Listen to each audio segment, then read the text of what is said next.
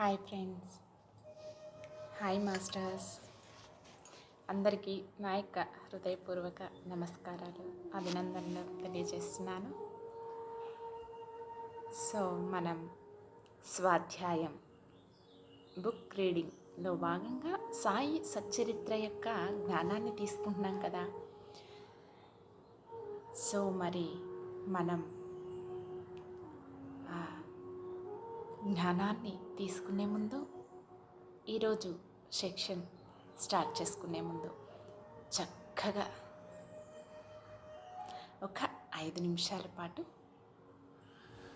ధ్యానం చేస్తూ తర్వాత సెక్షన్ కంటిన్యూ చేసుకుందాం.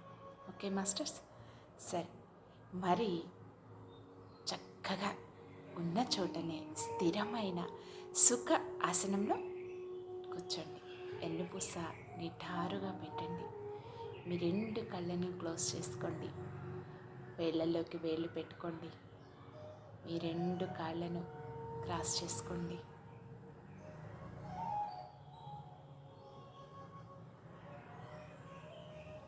దీర్ఘ శ్వాసను తీసుకోండి.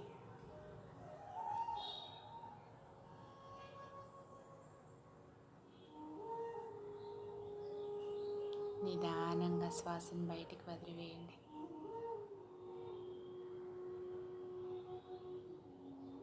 మరొక్కసారి దీర్ఘ శ్వాసను తీసుకోండి.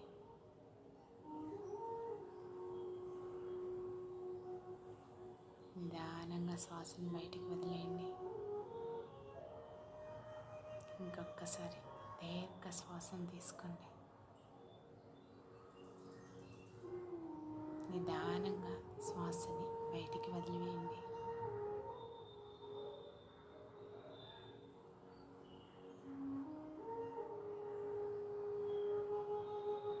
సహజంగా జరిగే శ్వాసని గమనిస్తూ ఈ కొన్ని క్షణాలు మీతో మీరు ఉంటూ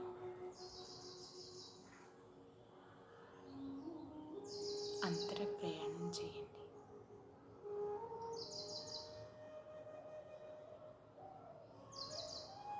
శ్వాస మీద ధ్యాస.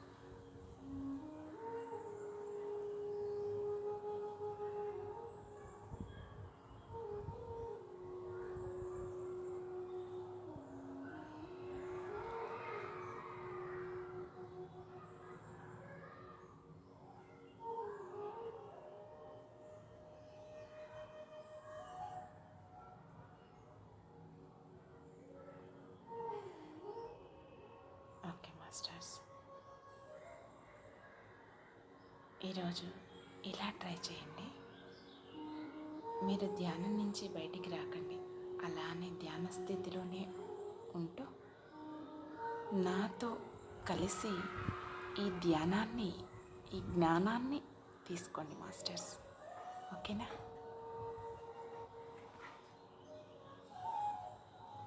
అందరూ సిద్ధమే కదా? ఓకే, కళ్ళు తెరవకండి. చక్కగా ధ్యాన స్థితిలోనే ఉండండి. ప్రతి ఒక్క పదాన్ని, అందులో ఉన్న అంతరార్థాన్ని గ్రహించడానికి ప్రయత్నించండి. ఓకే. ఓం శ్రీ సాయినాథాయ నమః. శ్రీ సాయి సచ్చరిత్రము 9వ అధ్యాయము. షిరిడి యాత్ర యొక్క లక్షణములు. తాత్యా కోతే పాటిల్ ఐరోపా దేశస్థుని ఉదాంతము. భిక్ష యొక్క ఆవశ్యకత. భక్తుల అనుభవములు. తర్క కుటుంబము. ఆత్మారాముని భార్య బాబాకు సంతుష్టిగా భోజనము పెట్టుట ఎట్లు. నీతి. ఇవి ఈరోజు మనం తెలుసుకోబోతున్న టాపిక్స్ మాస్టర్స్. ఓకే,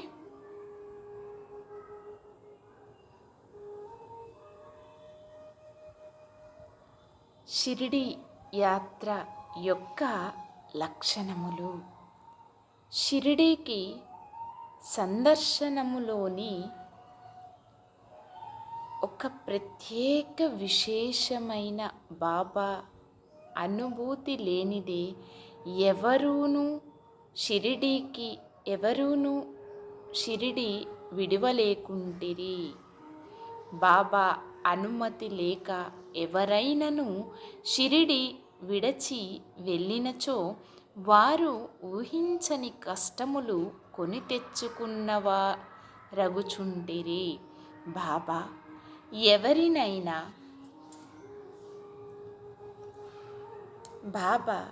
ఎవరినైనా బయలుదేరుడని సెలవిచ్చిన తరువాత ఇక షిరిడీలో నుండరాదు. సెలవు తీసుకొనుటకు బాబా వద్దకు భక్తులు పోవునప్పుడు బాబా వారికి స్పష్టముగానో లేక సూచనాప్రాయకముగానో కొన్ని సలహాలు నిచ్చుచుండేడివారు. బాబా ఆదేశానుసారము నడచి తీరవలెను. వ్యతిరేకముగా పోయినచో ప్రమాదములేవో తప్పక వచ్చుచుండేడివి. ఈ దిగువ అట్టి ఉదాహరణములు కొన్ని ఇచ్చుచున్నాను. తాత్యా కోతే పాటిల్ ఒకనాడు టాంగాలో కోపర్గాంలో జరుగు సంతకు బయలుదేరెను. హఠావుడిగా మసీదుకు వచ్చి బాబాకు నమస్కరించి కోపర్గాం సంతకు పోవుచుంటినని చెప్పెను. బాబా అతనితో, తొందరపడవద్దు, కొంచెమాగుము. సంత సంగతి అట్లుండనివ్వు. ఊరు విడిచి అసలు బయటికి ఎక్కడికి నీ పోవాలదు అని అనెను. సంతకు వెళ్ళవలననేడి తాత్య ఆతురతను చూచి కనీసము శ్యామానైనా వెంట తీసుకొని పొమ్మని బాబా చెప్పెను. బాబా మాటలను లెక్క చెయ్యక తాత్య హఠావుటిన టాంకా నెక్కి కోపర్గాం బయలుదేరెను. టాంకాకు కట్టిన 2 గుర్రములలోనొకటి 300 రూపాయలు ఖరీదు పెట్టి కొత్తగా కొన్నది. మిక్కిలి చురుకైనది. షిరిడి వదిలి సావుల్ విహార్ దాటిన వెంటనే అది మిక్కిలి వడిగా పరిగెత్తసాగెను. కొంత దూరము పోయిన పిమ్మట కాలు మడతపడి అది కూలబడెను. తాత్యాకు పెద్ద దెబ్బలేమీ తగలలేదు. కానీ తల్లివలే ప్రేమతో బాబా చెప్పిన సలహా జ్ఞప్తికి వచ్చెను. మరొకప్పుడు కూడా ఇటులనే బాబా ఆజ్ఞను వ్యతిరేకించి కోల్వార్ గ్రామమునకు ప్రయాణమై దారిలో టాంకా ప్రమాదమునకు గురి అయ్యెను.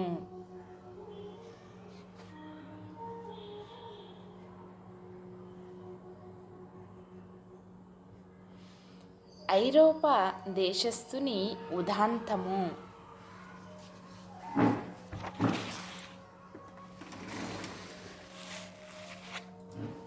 ఐరోపా దేశస్థుని ఉదాంతము. బొంబాయి నుండి ఐరోపా దేశస్థుడగు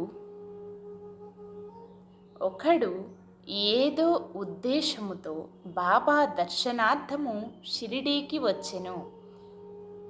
అతనితో నానాసాహెబ్ చందోద్కర్ వద్ద నుంచి తనను గూర్చిన ఒక పరిచయ పత్రమును కూడా తెచ్చెను. అతని కొరకు ఒక ప్రత్యేక గూడారము వేసి అందులో సౌకర్యముగా బస ఏర్పాటు చేసిరి. బాబా ముందు మ్రొక్కరిల్లి వారి చేతిని ముద్దాడవలెనను కోరికతో అతడు 3 సార్లు మసీదులో ప్రవేశింప యత్నించెను. కానీ బాబా అతనిని మసీదులో ప్రవేశించుటకు నిషేధించెను.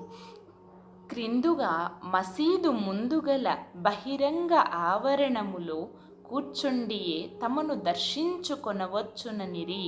అతడు తనకు జరిగిన మర్యాదకు అసంతుష్టిపడి వెంటనే షిరిడి విడవవలెనని నిశ్చయించుకొనెను. బాబా సెలవు పొందుటకు వచ్చెను. తొందరపడకు, మరుసటి దినమున పొమ్మని బాబా చెప్పెను. తక్కిన వారు కూడా బాబా ఆదేశమును పాటించమని సలహానిచ్చిరి. ఆ సలహాను ఖాతరు చెయ్యక అతడు టాంకానెక్కి షిరిడీ నుండి బయలుదేరెను. మొదట గుర్రములు బాగుగానే పరిగెత్తినవి. సావుల్ విహార్ దాటిన కొద్దిసేపటిలో ఒక సైకిలు అతని టాంకాకెదురు వచ్చెను. దానిని చూచి గుర్రములు బెదిరినవి.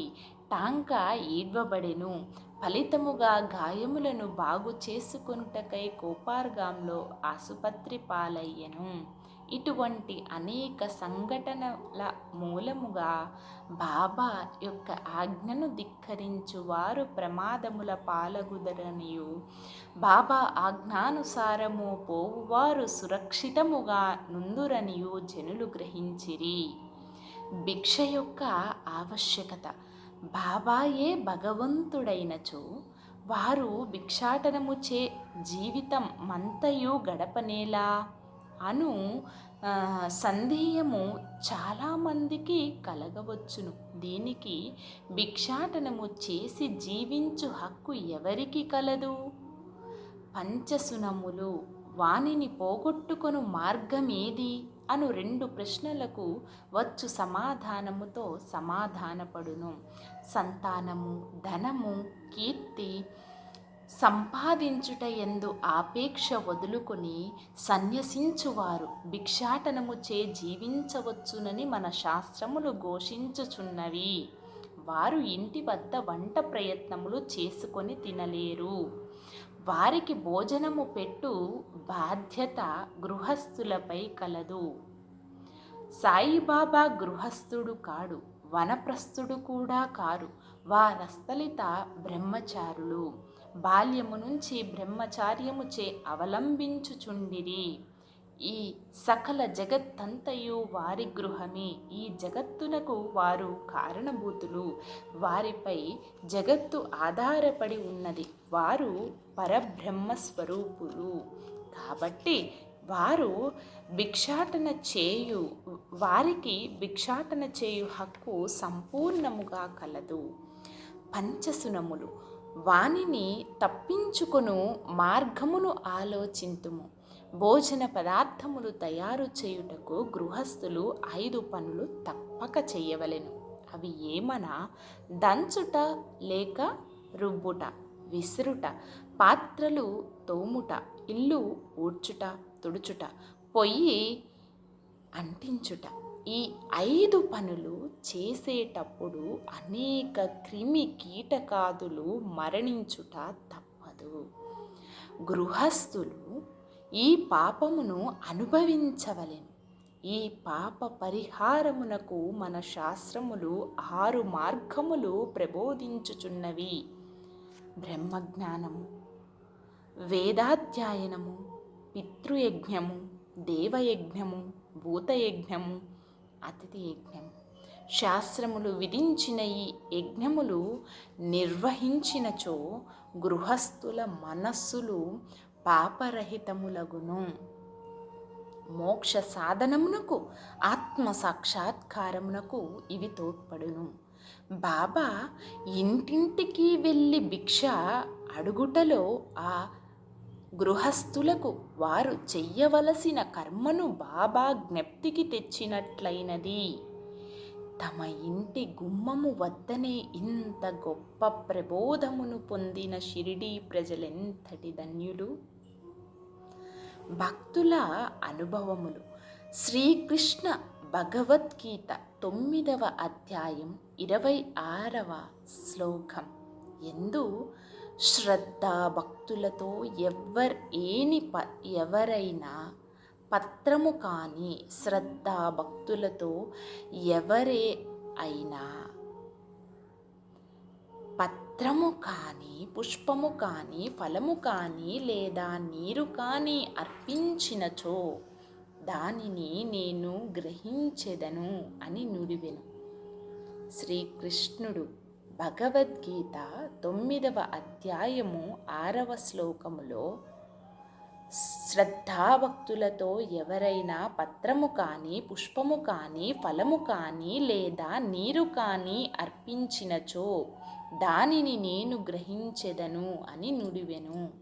సాయిబాబాకు సంబంధించి ఇంకా సంతోషదాయకమగు విశేషమేమనా, తమ భక్తుడేదైనా తమకు సమర్పించవలెననుకొని ఏ కారణము చేతనైనను ఆ సంగతి మరిచినచో అట్టివానికి బాబా ఆ విషయము జ్ఞాపకము చేసి ఆ నివేదనను గ్రహించి ఆశీర్వదించువారు. అట్టి ఉదాహరణములు కొన్ని ఈ క్రింద చెప్పబోచున్నాను. తర్కట్ కుటుంబం. రామచంద్ర ఆత్మారాం ఉరఫ్ బాబా సాహెబ్ తర్కట్ ఒకానొకప్పుడు ప్రార్థనా సమాజస్థుడనయ్యను. తరువాత బాబాకు ప్రియభక్తుడైన వాడు. వాని భార్య పుత్రులు కూడా బాబాను మిగులు ప్రేమించుచుండేటివారు. ఒకసారి తల్లి కొడుకులు షిరిడీకి పోయి అచట వేసవి సెలవులు గడపవలనని నిర్ణయించిరి. షిరిడీ పోవుట సంతోషదాయకమైనను కొడుకు మాత్రము దానికి మనస్ఫూర్తిగా ఇష్టపడలేదు. కారణమేమనా, తన తండ్రి ప్రార్థన సమాజమునకు చెందినవాడగుటచే ఇంటి వద్ద బాబా యొక్క పూజ సరిగ్గా చెయ్యకపోవచ్చునని సంశయించెను. కానీ బాబా పూజను తాను నియమానుసారము సక్రమముగా చేసేదనని తండ్రి వాగ్దానము చేయుటచే బయలుదేరెను. శుక్రవారము రాత్రి తల్లి కొడుకు బయలుదేరి షిరిడీకి వచ్చిరి. ఆ మరుసటి దినము శనివారము నాడు తండ్రియగు తర్కట్టు పెందలకాడనే నిద్రలేచి స్నానము చేసి పూజను ప్రారంభించుటకు ముందుగా బాబా పటమునకు సాష్టాంగ నమస్కారమునరించి ఏదో లాంఛనము వలె కాక తన కుమారుడు చేయునట్లు పూజను శ్రద్ధగా తనచే చేయింపవలసినదని ప్రార్థించెను. ఆనాటి పూజను సమాప్తి చేసి నైవేద్యముగా కలాకండను అర్పించెను. భోజన సమయమందు దానిని పంచిపెట్టెను. ఆనాటి సాయంత్రము ఆ మరుసటి దినము అనగా ఆదివారము నాడు పూజ ఎంతయు సవ్యముగా జరిగెను. సోమవారము కూడా చక్కగా గడిచెను. ఆత్మారాముడు ఎప్పుడు ఇట్లు పూజ చేసి ఉండలేదు. పూజ ఎంతయో కొడుకునకు వాగ్దానము చేసినట్లు సరిగ్గా జరుగుతున్నందుకు సంతసించెను. మంగళవారము నాడు పూజనెప్పటి వలె సలిపి కచేరీకి పోయెను. మధ్యాహ్నము ఇంటికి వచ్చి భోజనమునకు కూర్చున్నప్పుడు అక్కడ ప్రసాదము మరచుటచే ప్రసాదము లేదని బదులు చెప్పే అక్కడ ప్రసాదము లేకుండుట గమనించెను.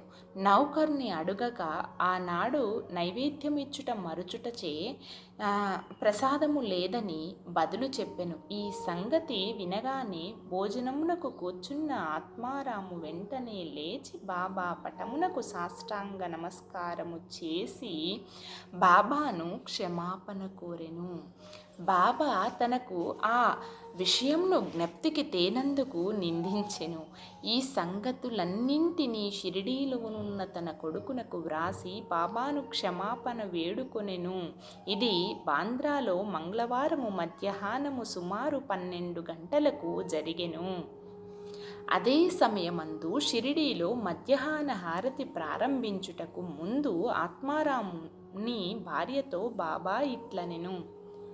తల్లి, ఏమైనా తినవలెనని ఉద్దేశముతో బాంద్రాలో మీ ఇంటికి పోయినాను. తలుపు తాళము వేసి ఉండెను. అలాగా లోపలికి ప్రవేశించి తిని, కానీ అక్కడ తినుటకు ఏమీ లేకపోవుటచే తిరిగి వచ్చి తిని అని.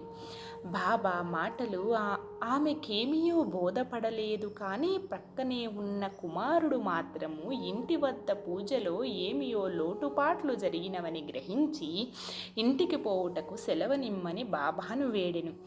అందులకు బాబా పూజను అక్కడనే చెయ్యమని ఇంటికి పోనవసరము లేదని చెప్పెను. వెంటనే కొడుకు షిరిడీలో జరిగిన విషయమంతయు వివరముగా తండ్రికి ఉత్తరము రాసి బాబా పూజను అశ్రద్ధ చెయ్యవద్దని వేడుకొనెను. ఈ 2 ఉత్తరములు ఒకటికొకటి మార్గమధ్యములో తటస్థపడి తమ తమ గమ్యస్థానములకు చేరెను. ఇది ఆశ్చర్యకరము కదా. ఆత్మారాముని భార్య. ఇక ఆత్మారాముని భార్య విషయం. ఒకసారి ఆమె 3 పదార్థములను బాబాకు నైవేద్యము పెట్టుటకు సంకల్పించుకొనెను. అవి వంకాయ పెరుగు పచ్చడి, వంకాయ వేపుడు కూర, పేడ.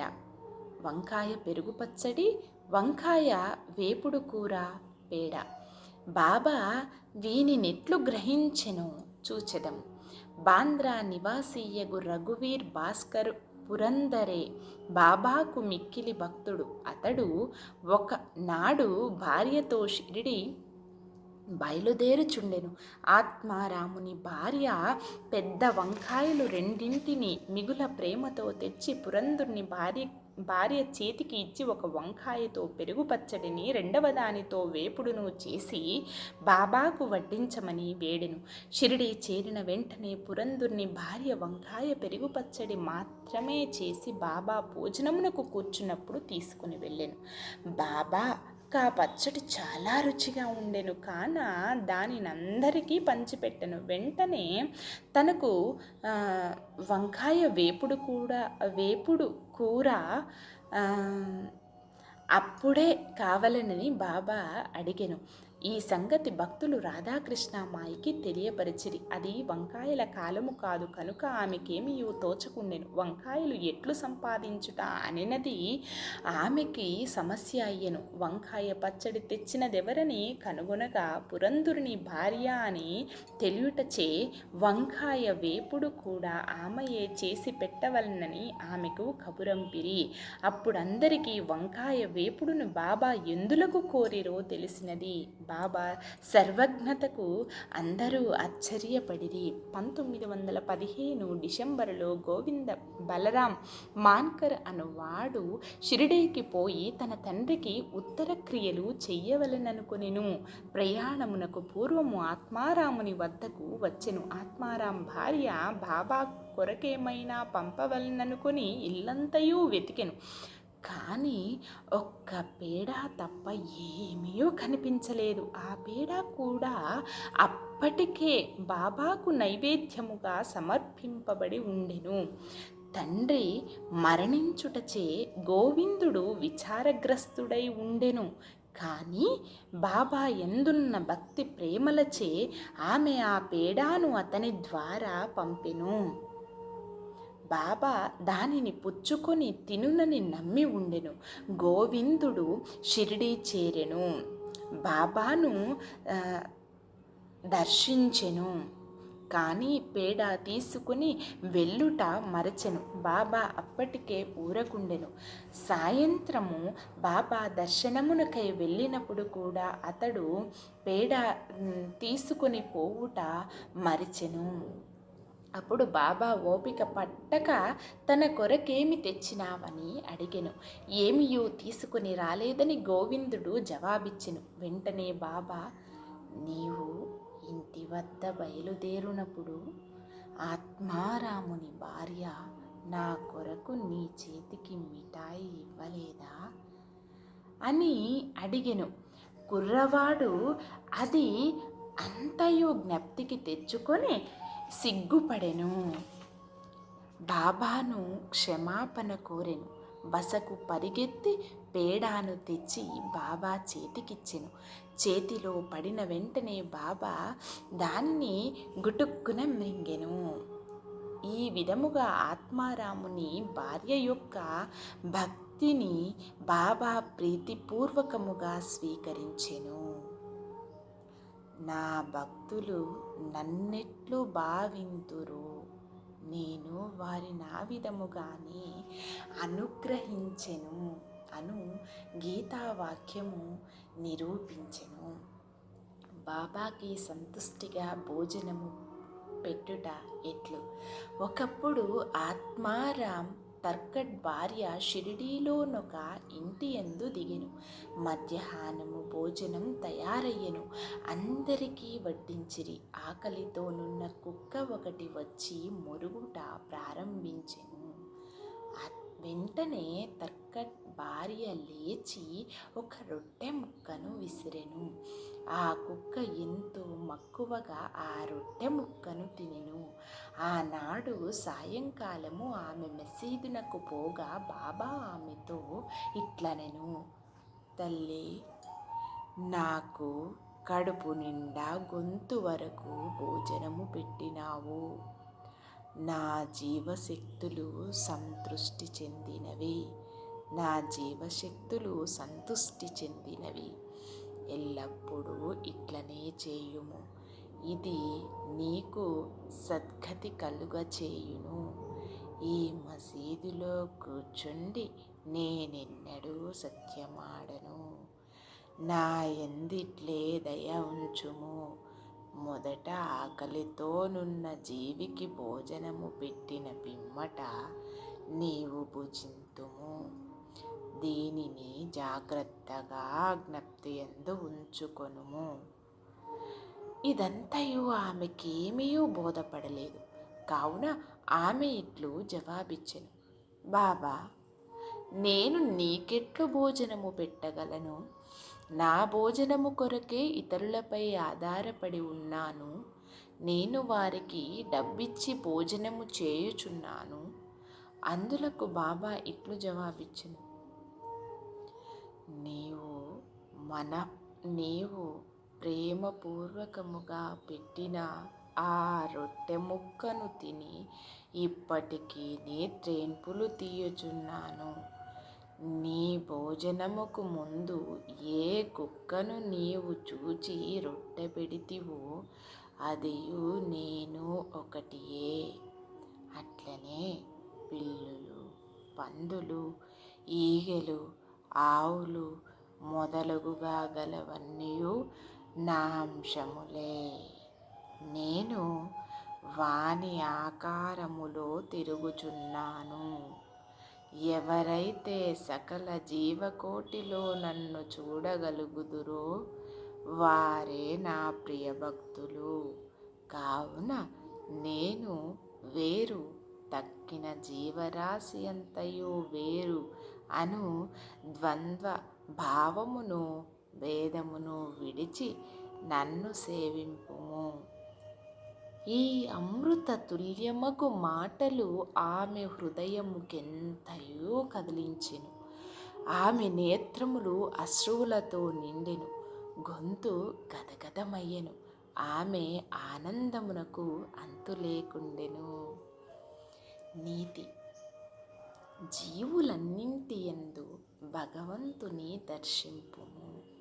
జీవులన్నింటి యందు భగవంతుని దర్శింపుము అనునది ఈ అధ్యాయములో నేర్చుకొనవలసిన నీతి.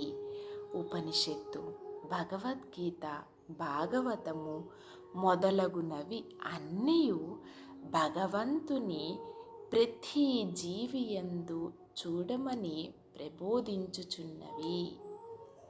ఈ అధ్యాయము చివర చెప్పిన ఉదాహరణము వల్లనే ఇతర అనేక భక్తుల అనుభవముల వలనను సాయిబాబా ఉపనిషత్తులోని ప్రబోధములను తమ ఆచరణ రూపమున చూపి అనుభవపూర్వకముగా నిర్ధారణ చేసి ఉన్నారని స్పష్టమగును. ఉపనిషదాది గ్రంథములలో ప్రతిపాదింపబడిన తత్వమును అనుభవపూర్వకముగా ప్రబోధించిన సమర్థ సద్గురుడే శ్రీ సాయిబాబా. 9వ అధ్యాయం సంపూర్ణం. సద్గురు శ్రీ సాయినాథర్పణమస్తు. శుభం భవతు. ఓం శ్రీ సాయినాథాయ నమః. ఓకే అండి, ఇంతటితో ఈరోజు సెక్షన్ క్లోజ్ చేసుకుందాం. మరి చివరిగా క్లోజ్ చేసుకునే ముందు ఇప్పుడు తెలుసుకున్న జ్ఞానాన్నంతా కూడా మనలో నింపుకోవడానికి ఈ చివరి క్షణం కొంచెం సేపు కంటిన్యూ చేద్దాం. చక్కగా మౌనంగా ఎరుకతో ఇంకొంచెం సేపు కంటిన్యూ. ఇప్పటి వరకు కూడా అందరూ ధ్యాన స్థితిలో ఉండే ఈ జ్ఞానాన్ని తీసుకున్నారని అనుకుంటున్నాను. ఇంకొక చివరి నిమిషం వరకు ఇలానే ధ్యాన స్థితిలోనే ఉండండి.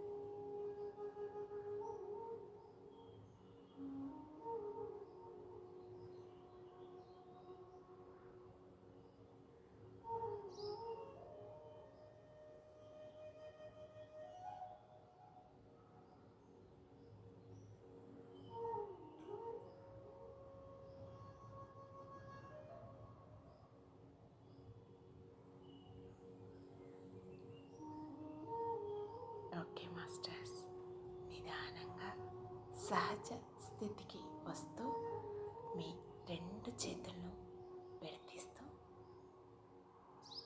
మీ కంటి మీద పెట్టుకోండి. 5, 4, 3, 2, 1, 0. మీ 2 చేతులను మీ కంటికి ఎదురుగా పెట్టుకొని నిదానంగా కళ్ళను ఓపెన్ చేయండి. ఇప్పుడు మీరు ఎలా ఫీల్ అయ్యారు? మీ యొక్క అనుభూతి ఏంటి? అనుభవం ఏంటి? ఈరోజు తీసుకున్న జ్ఞానం ఎలా ఉంది? ఇలా ధ్యానంలో ఉంటూ జ్ఞానాన్ని తీసుకునే అనుభూతి ఎలా ఉంది? కమెంట్ చేయండి, లైక్ చేయండి. ఈ జ్ఞానాన్ని నలుగురికి చేస్తే ఇంకా మనం ఎన్నో ఆధ్యాత్మిక విషయాలను తెలుసుకుంటూ జ్ఞానాన్ని తీసుకుందాం. Please subscribe my channel. Thank you. ఇప్పటి వరకు మనకి సహకరించిన అందరికీ అన్నింటికీ నా యొక్క హృదయపూర్వక